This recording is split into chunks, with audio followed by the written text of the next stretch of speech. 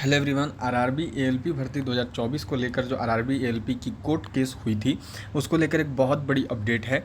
Supreme court से छात्रों के लिए बुरी खबर निकल के आई है। यहाँ पे सुप्रीम कोर्ट में जो केस गया था उसमें बहुत बुरी खबर निकल के आई है।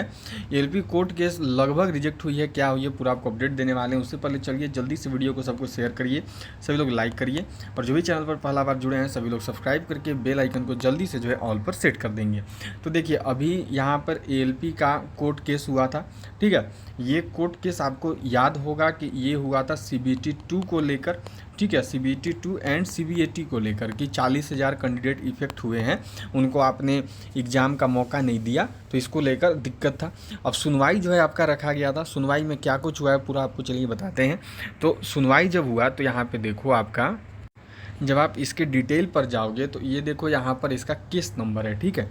ये केस नंबर है, ये केस नंबर हो गया। यहाँ पर डायरी नंबर, ये केस नंबर, ये सीएनआर नंबर, ये सारी डिटेल्स हैं, ठीक है। तो आप जब इनको ले जाकर सर्च करोगे अपना ये में मतलब क्रोम गूगल में कि इसका डिटेल चेक करोगे सुप्रीम कोर्ट के वेबसाइट पे कि इसमें क्या हुआ है, तब आपको एक नया चीज़ पता चलेगा।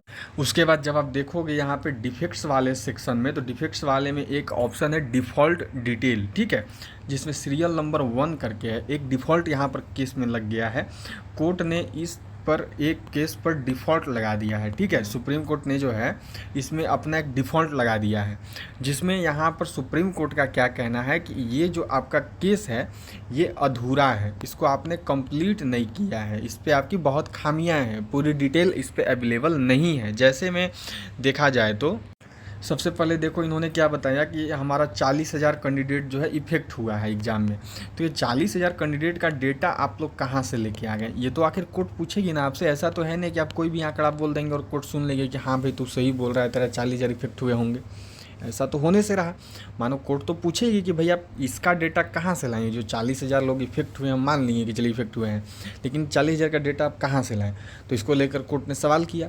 तो जब कोर्ट ने सवाल किया तो कोर्ट ने क्या पाया कि इनके पास जो है अधूरा कागजात है, इनके पास कागजात पूरा नहीं है, इनके पास अधूरा कागजात है।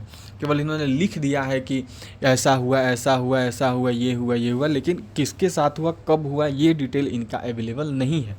तो इसी को लेकर यहाँ पर जो है देख सकते हो क्या लिखा हुआ है डिफ़ॉल्ट में, क्या है, वेदर द प्रिस्क्राइब्ड कोर्ट भी हैज़ बीन फाइल्ड। पहला तो पूछा है कि क्या आपका जो प्रिस्क्राइब्ड कोर्ट का फ़ी था वो आपने जमा किया कि नहीं। तो हो सकता है यहाँ पर कुछ कमियाँ हुई हों, शायद लोग जमा नहीं कर पाए हों। और दूसरा क्या पूछा है देखो यहाँ पे, index incomplete and annexure not filed. देखो मैं यही बोल रहा हूँ कि आपने बोल दिया कि 40,000 बच्चा मेरा इफेक्ट हुआ है, तो भैया कैसे इफेक्ट हुआ है, क्या डेटा है, कहाँ से 40,000 आ गए, ये तो बताना पड़ेगा ना। तो ये देखो बोला, फिर petition is not pignated matter to be rechecked again. इस मैटर को इन्होंने रीचेक करने के लिए बोल दिया है कि आपकी बहुत सारी अधूरी खामियां हैं, पहले रीचेक करिए फिर आइए। अब देखो ये लोग डायरेक्ट सुप्रीम कोर्ट में गए। सुप्रीम कोर्ट इतनी आसानी से कोई भी केस को एक्सेप्ट नहीं करेगी, इनको हाई कोर्ट या कैट ये सब में जाना चाहिए था। तो अब इसी बात पे लेके रहेगा कि इनका कहना है कि आपका इंडेक्स इनकम्प्लीट है, एनेक्स्चर आपने पूरा सबमिट किया नहीं है। जो आप बोले हैं कि इतना इतना लोग है तो उसका कागज़ नहीं है, पिटीशन आपकी नहीं एक्सेप्ट अभी हो सकती है, मैटर को दोबारा रीचेक करने का आवश्यकता है। तो लगभग अब बोल सकते हो कि ये होल्ड पे यहाँ पे भी चला गया है केस में कुछ हुआ नहीं है। तो इससे काफ़ी बच्चों को राहत मिली है, एक तरीके से काफ़ी बच्चों को यहाँ पर राहत मिला है कि चलो अभी ऐसा कुछ घटित नहीं हुआ है। तो काफ़ी बच्चे अब यहाँ पे सेफ महसूस कर रहे हैं। तो चलिए आपके लिए खुशी की बात है।